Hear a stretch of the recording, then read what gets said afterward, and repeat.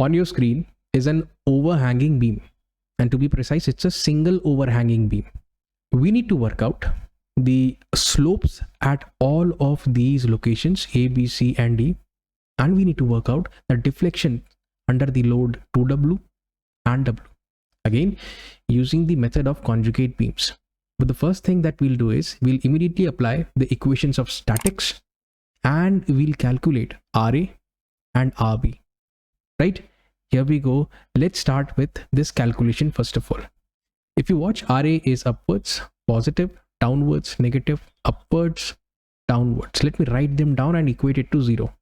This will help me get an equation in two unknowns. Secondly, what I'll do is I'll take the moment about point B. If you watch, this is the line of action of RA. If you drop a perpendicular from B, it would be this much. That is L by 2 plus L by 2. So RA multiplied by L, clockwise moment, negative sign. That is the first thing. Secondly, 2W, this is the line of action of 2W, and from B, again, if you drop a perpendicular like this, it is going to be equal to 2W times of L by 2, anti-clockwise, therefore positive. Thirdly, W times of L by 4, clockwise, therefore negative. You can solve this equation, one unknown, get the value of RA, and when you plug in the value of RA as 3W by 4 over here, you can get RB as 9W by 4. Once you have these values, RA as 3W by 4, you can update it. Simply RB as 9W by 4, you can update it over here. So damn simple. Now what to do, sir? Because so far we have only dealt with either a simply supported beam or a cantilever beam. This is going to be slightly different. There is what you call an intermediate support over here. Intermediate support. So how to tackle this intermediate support when we transform this real beam into a conjugate beam? There is a rule which I am going to discuss in a short while, don't worry. So far so good, no problem. Okay, what is the next step? Sir, once the reactions have been calculated, we then go for bending moment calculations. And that bending moment diagram divided by EI will qualify as the loading diagram for the conjugate beam. Now, what do you think is the bending moment at C? M at C. Just take a look at this much portion. This portion to the left of C. So this 3W by 4 force will try to bend the beam in this fashion. It is a case of sagging. Plus 3W by 4 times of L over 2. So the value happens to be at C. That is 3WL by 8. Very simple. You can match it.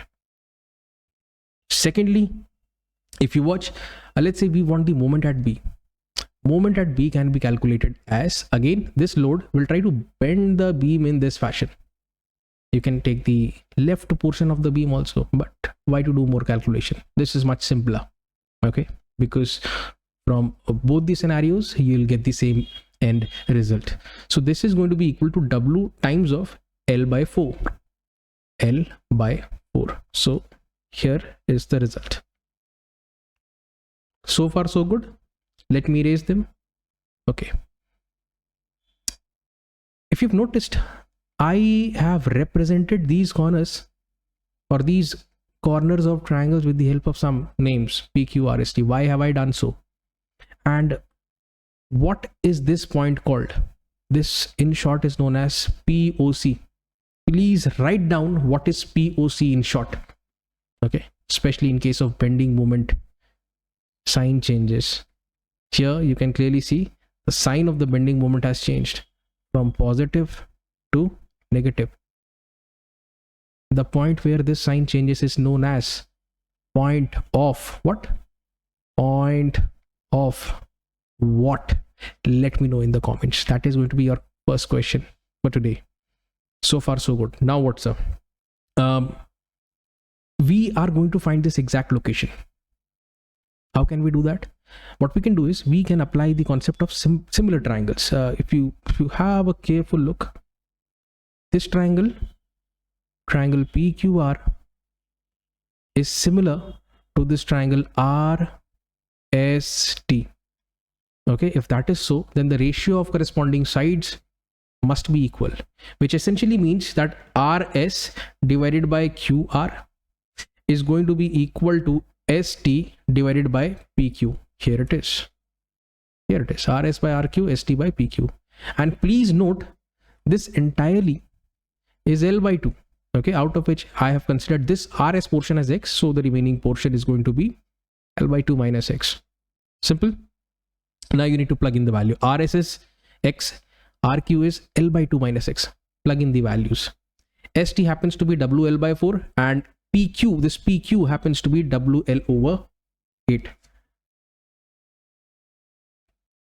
Okay. Now what to do? Solve this. Take the LCM. 4 into 2 is 8. This is going to be 2 by 3. Solve for X. The value which you will get is L over 5. And when you put L over 5 here, in place of X, write L by 5. L by 2 minus L by 5 will give you 3L by 10. So essentially, students, this over here is 3L by 10. And this is L by 5. Let me update again. And as you can notice, there is something which we have done. I have kept this support as it is in the conjugate beam. I have converted this free end into a fixed end in a conjugate beam. However, this intermediate support has been converted into a sort of intermediate hinge. What? Intermediate hinge. You can also refer this to as an end hinge. End hinge. No changes from real to conjugate. However, an intermediate support has been converted into an intermediate hinge. Please note this, and I think it would be better if you guys can take a screenshot of this. Take it. Have a screenshot. Please note, an intermediate support has same slope on both the sides. Just to the left of C, the slope is this much. Okay, just to the left of C and just to the right of C, the slope will be same. So in order to have the same effect in the conjugate beam, what you need to do is you need to replace this intermediate hinge with not an intermediate hinge, end hinge, let's say, with the help of this intermediate hinge. Okay, when you do so, if you make the free body diagram, this is the portion of the beam left to that of C, this is the hinge itself, and this is the portion of the beam right to that of C. You'll realize that there is going to be a reaction over here at C. There is going to be an equal amount of reaction at C, RC and RC. So when these two reactions are same, shear forces will be same shear forces, and shear force here corresponds to a slope in the real beam. That is the entire idea. Okay, now let's go back to our problem. Where were we? I think we have done this calculation. We've done, you now understood this also. No changes. Intermediate support to intermediate hinge, and this free end to the fixed end. Okay, L by 5, 3L by 5. Was there any need to calculate this? Please let me know in the comments.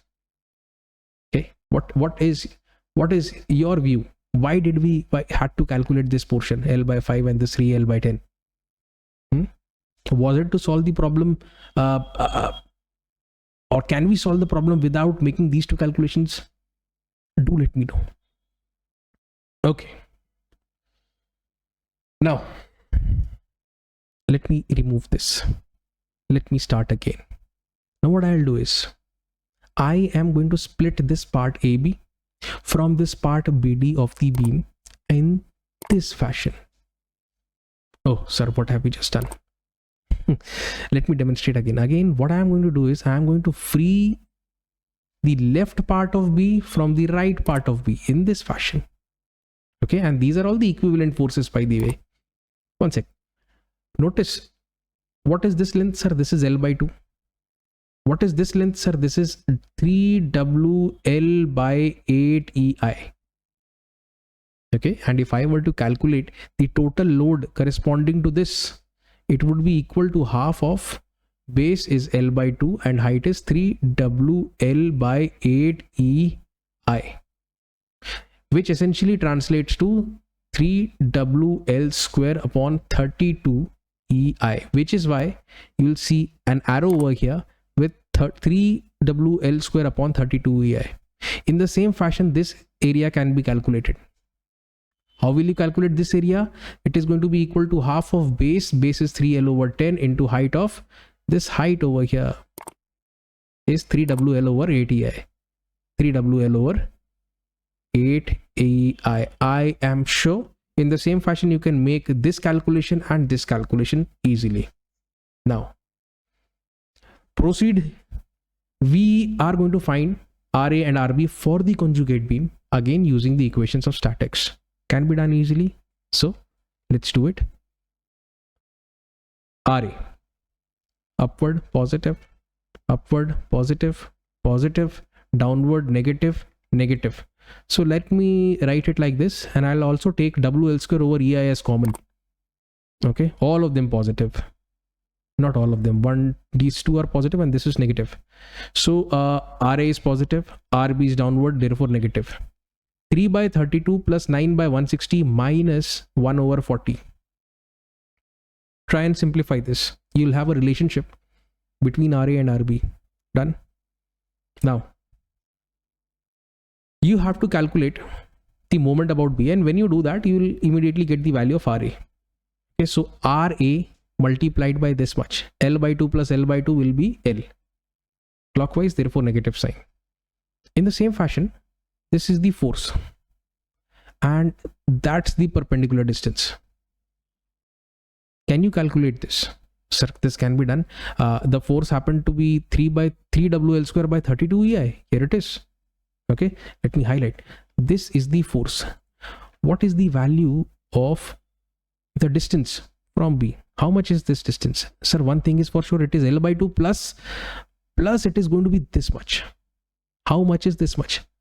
Please note, whenever you are dealing with let me draw a better figure, a red color. If it is a triangle of this sort, or if it is a triangle of this sort, let's say this is L. This is the location of the centroid. This distance, by the way, is L by 3. This distance, by the way, is L by 3. And from the other end, this distance is going to be 2L by 3. And from the other end, this distance is going to be 2L by 3. Please note this. I'm going to use this result a lot. So far, so good. Okay. So this is going to be L by 2 plus this much. This much is going to be how much? 1 by 3 times of L by 2. 1 by 3 times of L by 2. You can see it. Okay. Can you relate? Yes, you can. Okay. So that is done. That is done. Now, let me erase this. Now what we'll do is we'll take into account this force. 9WL square upon 160 EI. It will produce a clockwise moment at B. That is the line of action. That is the force. So it is going to be L by 5 plus 2 by 3 times of L by 5 plus 2 by 3 times of 3L by 10. Let me write this. L by 5 plus 2 by 3 times of 3L by 10. Can you relate? I'm sure you can. Done. Let me erase again. And finally, you've got this. This is going to be the distance. WL square by 40 EI multiplied by 1 by 3 times of 1 by 3 times of L over 5. 1 by 3 times of L over 5. All equal to 0. Get the value of RA. Okay. Let me erase everything. This is how you get RA. And once you plug in the value of RA over here, you get the value of RB. These are the values. If you notice, the sign of RA which we've got is negative, which essentially indicates that the direction that we chose is wrong. The direction should be opposite, which we'll update in the next figure. Magnitude will be same. Okay, the direction is opposite. WL square by 2 EI. Let us implement WL square by 2 EI downwards. At the same time, this RB, it worked out as positive. WL square by 24 EI here and here. At both the locations will update it. Now one by one, we'll transition from one point to the other. make the shear force calculation, which will qualify as slopes for the real beam. So we want the shear force at A, and for that we'll consider the right hand side portion of A. When you consider the right hand side portion, downward is positive, upward is negative. Downward is positive, upward is negative. Negative, negative, positive, and positive. Write them down. It should be numerically equal to this only. The reaction at A only, right? You just do the math. This is what you get. And by the way, this is your slope also for the real beam. Done. Now, this being an end support, the moment will be equal to 0. That is for sure, right? End hinge, you can also say. For point C, okay. For point C, let's do the calculation. Take a look. Let's consider this portion left. Upward positive, downward is negative. Downward is negative, upward is positive. Write them down.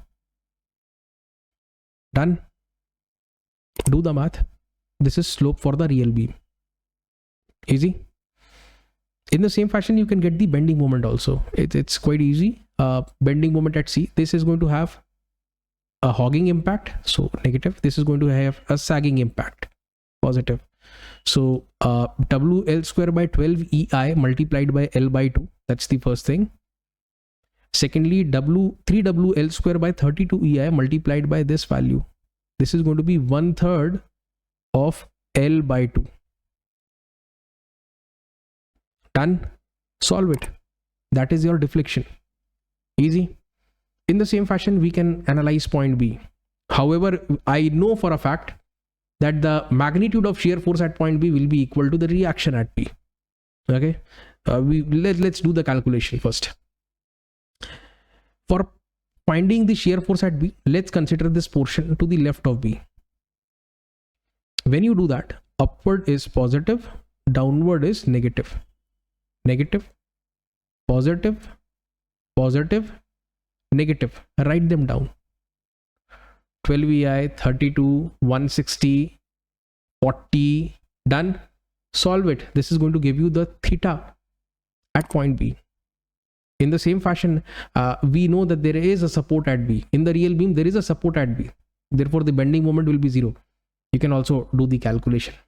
It will work out as 0. It must work out at 0 for the ecosystem to exist. And finally, at point D, we can what we can do is take a look. Point D. Let's consider this portion left. Again, the sign convention is upward positive, downward negative. This is upwards, downwards, negative. Write them down. Write them down. Solve it. That's what you get. Easy. In the same way, the deflection at D, that is going to be interesting.